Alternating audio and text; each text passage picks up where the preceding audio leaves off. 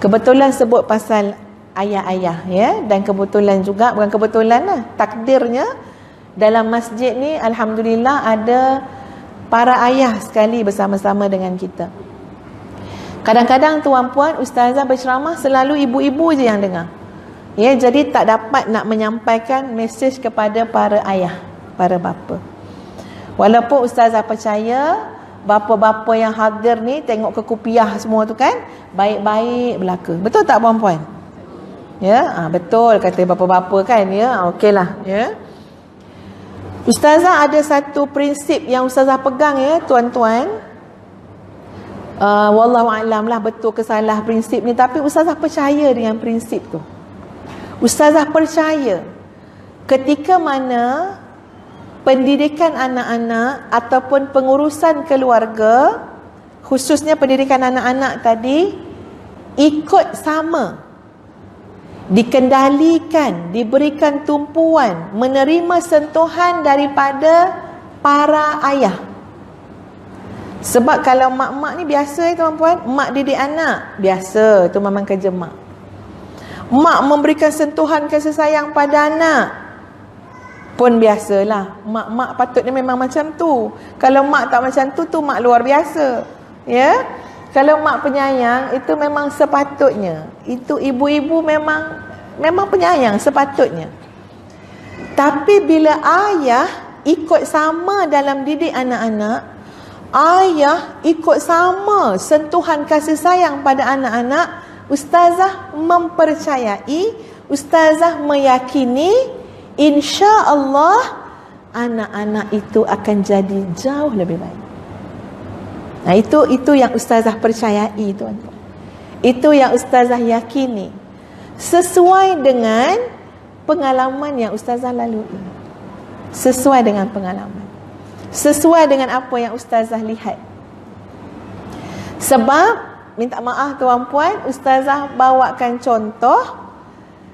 Ustazah adalah anak yang bukanlah baik sangat tuan-puan, tapi sentuhan kasih sayang dan juga tumpuan pendidikan yang kita dapat daripada seorang ayah, tanpa menafikan ibu memang sudah sepatutnya, ia memberikan kesan yang terlampau besar dalam diri ustazah dan adik-beradik yang lain. Terlampau besar tuan-puan, bukan sikit-sikit, terlampau besar.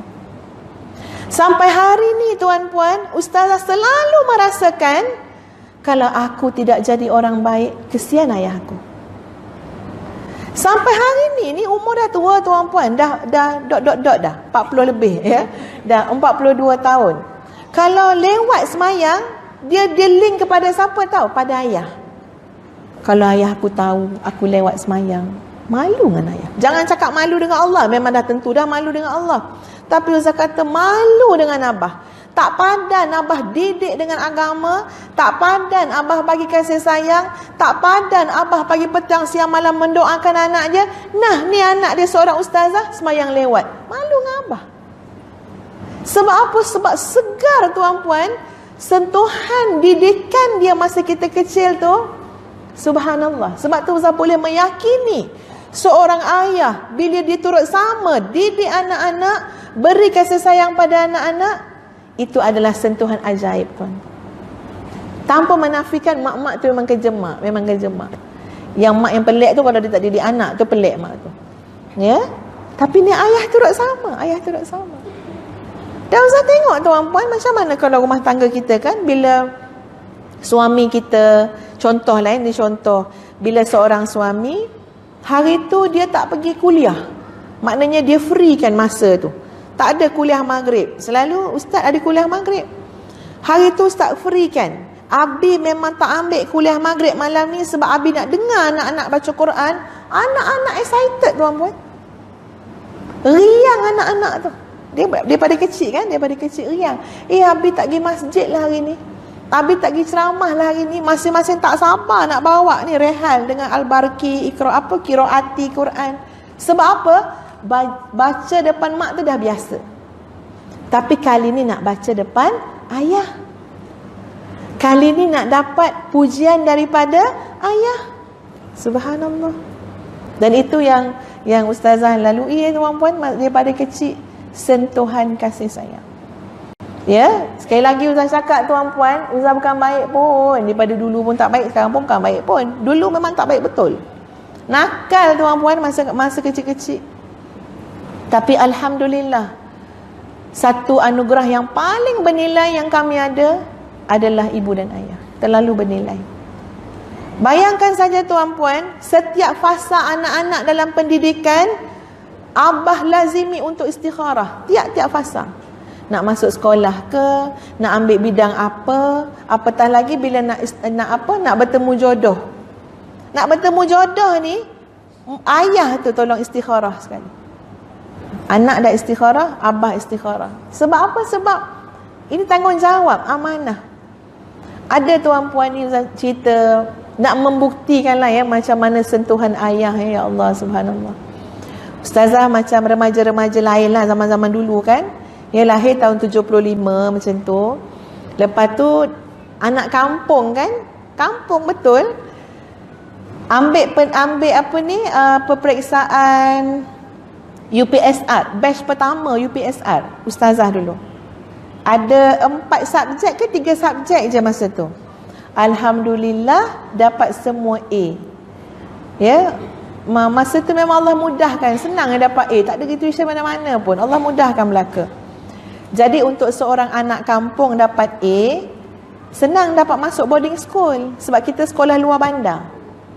Jadi ada sekolah agama boarding school yang pada masa tu tak banyak sekolah agama boarding school. Alhamdulillah ustazah dapat masuk sekolah tu. Jadi abah tak perlu istikharah kan? Sebab apa? Boarding school kan? Ya, sekolah asrama penuh masuk. Bila masuk sekolah asrama penuh, anak kampung ni tuan-puan, dia jadi macam culture shock. Dia jadi macam panik sekejap. Sebab dia bertemu dengan ramai yang sebaya dengan dia. Ya, dalam kelas ustazah tu ramai juga orang Kuala Lumpur. Ustazah ni orang Jempol, orang Negeri Sembilan. Jadi kita ni kalau dengar orang duduk Kuala Lumpur kan, ya Allah, kita bayang memang hebatlah dia punya taraf hidup tu kan. Sekarang tahu dah orang Kuala Lumpur tu apa ya. Pasal Ustaz duduk Kuala Lumpur sekarang ni ya. Ya Allah, hebatlah. Jadi macam seronok kawan dengan orang KL ni.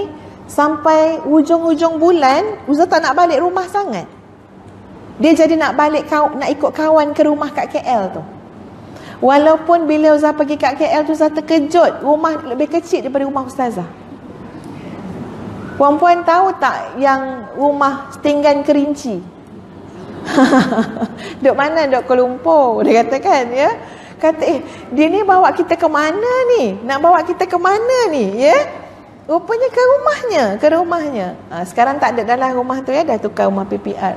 Tapi itulah kehidupan. Jadi abah ni berdoa, ni jadi apa anak yang seorang ni? Ya. Doa tak nampak nak jadi apa lagi ni. Berdoa, istikharah, akhirnya buat keputusan drastik. Ustazah tingkatan 2 sekolah asrama penuh, satu pagi nampak kereta abah masuk.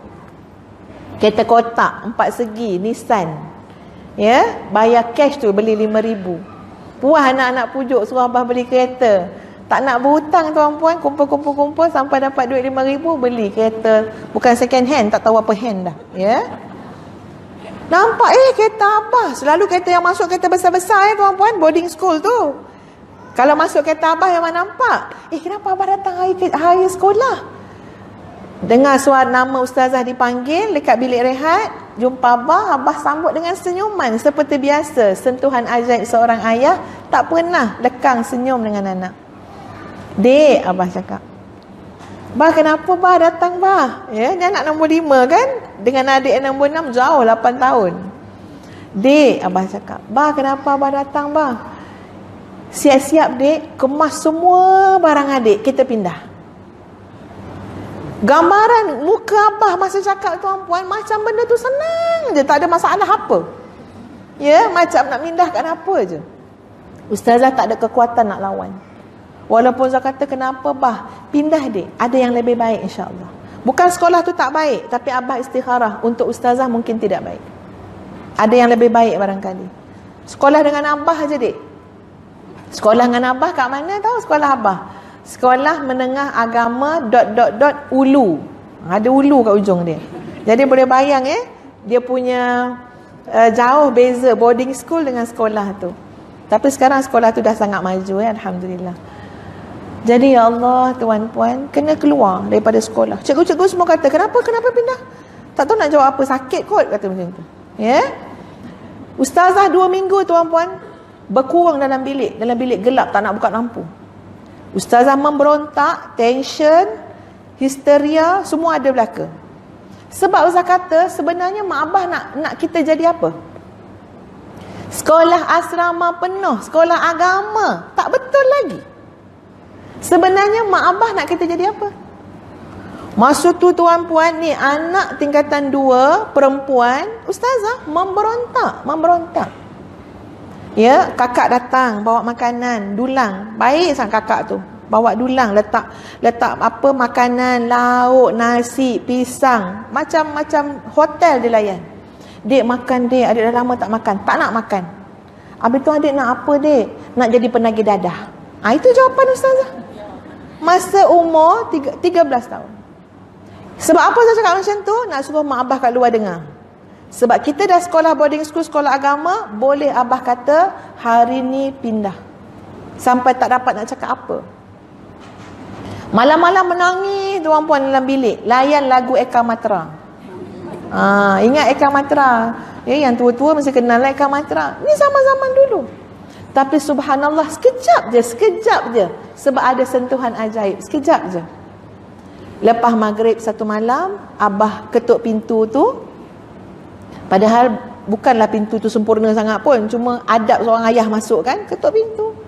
Masuk, pakai jubah putih, pakai kopiah putih, baru balik daripada masjid sembahyang maghrib. Ya, ustazah kelu bila nampak abah.